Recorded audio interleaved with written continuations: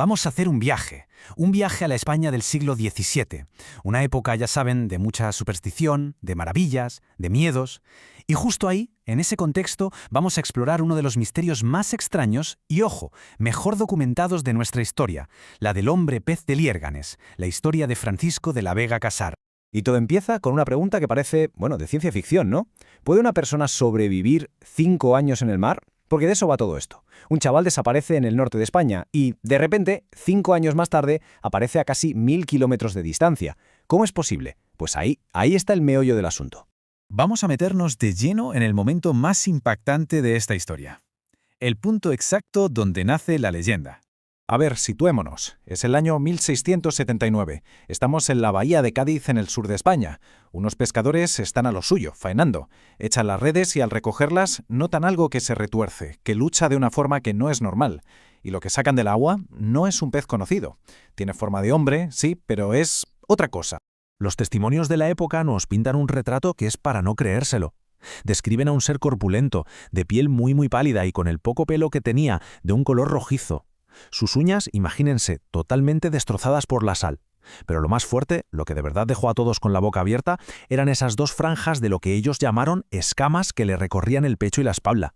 Y no solo eso, es que tenía membranas entre los dedos. Vale, una vez lo tienen atrapado, la pregunta es obvia. ¿Qué o quién era eso?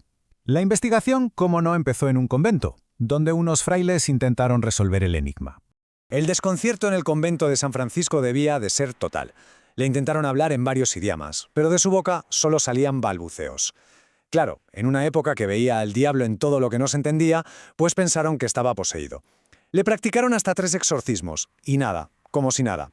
Cuando ya casi habían perdido la esperanza, después de semanas de silencio, de repente pronuncia una palabra, una y otra vez: Liérganes. Liérganes. A nadie en Cádiz le sonaba de nada, pero fíjense qué casualidad. Quiso el destino que por allí anduviera un secretario del Santo Oficio que era de Cantabria, Domingo de la Cantoya. Y claro, de repente, ató cabos. Liérganes era un pueblo de su tierra, y se acordó de la historia de un chaval que era un nadador excepcional y que había desaparecido en la ría de Bilbao hacía 5 años. La conexión estaba hecha. Para entender quién era este ser, tenemos que rebobinar. Volver atrás en el tiempo a la vida de un chaval llamado Francisco de la Vega Casar, mucho antes de que se convirtiera en leyenda. Francisco era distinto. Se pasaba horas y horas en el río Miera, nadando con una destreza que dejaba a todo el mundo alucinado. En 1674, mientras estaba de aprendiz en Bilbao, justo en la víspera de San Juan, una noche de estas mágicas, se lanzó a nadar en la ría. Sus amigos lo vieron abejarse, mar adentro, y nunca más volvió. Lo dieron por muerto, lógicamente. Y aquí la tradición oral le añade una capa que pone los pelos de punta. Cuentan que su madre, María del Casar, ya harta de la obsesión de su hijo con el agua y de que no atendiera a sus obligaciones, le lanzó una especie de maldición frustrada. Así te vuelvas pez. Una frase que, viendo lo que pasó después, tiene un eco sobrecogedor. Con la identidad de la criatura ya casi confirmada, se organizó el viaje para devolver a Francisco a su casa. Pero el hombre que volvió no era el mismo que se había ido. El fraile Juan Rosendo lo custodió en el larguísimo viaje de vuelta. Al llegar cerca de Liérganes, decidieron hacer una prueba. Lo dejaron libre. Y Francisco, sin que nadie le dijera nada, se fue andando derechito a la que había sido su casa. Su madre y sus hermanos lo reconocieron al instante. Había vuelto. Pero su regreso fue muy extraño. Vivió como un fantasma en su propio pueblo. Apenas hablaba, solo para pedir lo básico: pan, vino o tabaco. Odiaba la ropa, prefería ir descalzo y desnudo. O comía sin parar o ayunaba durante días. Era un cuerpo presente, pero con la mente en otro lugar, perdida en el mar. 9 años. Pensemos un momento en lo que es eso. Casi una década atrapado en un silencio total, viviendo con su familia, pero como si no estuviera. Un limbo del que solo una cosa podía liberarlo: la llamada del agua. Y un día de 1689, sin más, respondió a esa llamada. Se fue caminando a su querido río Miera, se metió en el agua y esta vez desapareció para no volver jamás. No fue una muerte, fue un regreso a su verdadero hogar. La historia podría acabar aquí, y sería un mito fascinante. Pero siglos después, la ciencia intentó dar su propia explicación a todo este misterio del hombre pez. Fue el prestigioso doctor Gregorio Marañón quien ya en el siglo XX analizó todos los documentos históricos. Su objetivo era claro: quitarle a la historia todo lo sobrenatural y encontrar la patología, la enfermedad humana que se escondía detrás. Y el diagnóstico de Marañón, la verdad es que desmontaba la leyenda pieza por pieza. Las supuestas escamas no lo eran. Eran síntomas de ictiosis, una enfermedad de la piel.